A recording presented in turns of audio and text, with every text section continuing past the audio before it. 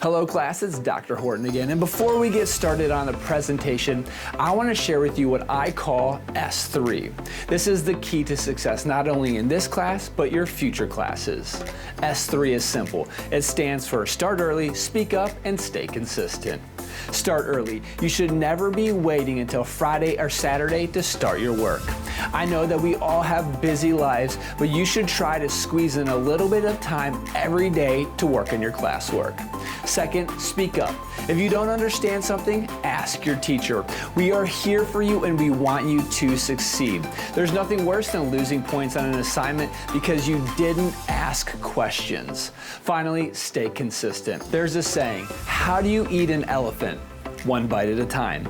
Staying consistent, digesting each week's content little by little will help you be successful. With that being said, let's look at the assignment. The idea behind the assignment is that each week you will slowly build a presentation that you can use to give to your organization. What you'll need to do is take everything that you've learned this week in your research and create a PowerPoint presentation that includes 5 slides and a 2-minute audio track per slide teaching what you have learned. That means by the end of each week, you will have produced a 10-minute presentation. Then by the end of the class, you will have a 50-minute presentation to use in the future. I've left you with a little example of what this should look like. And remember, if you have any questions, reach out to your professor because we're here to help you. Today, we're going to be talking about implementing conflict resolution.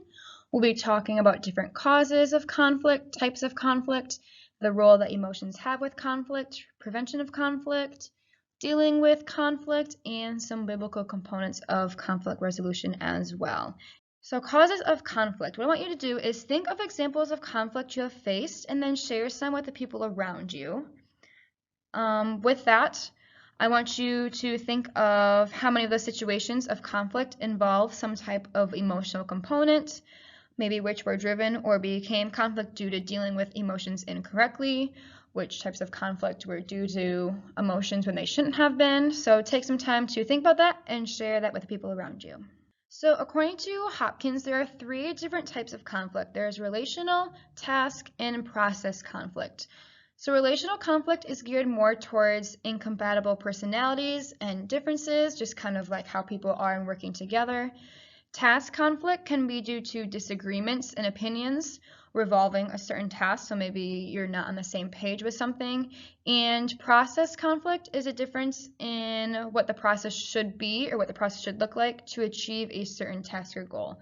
So kind of a conflict of how to go about working through a certain task. With emotions and conflict, emotion is a main factor and contributor with conflict.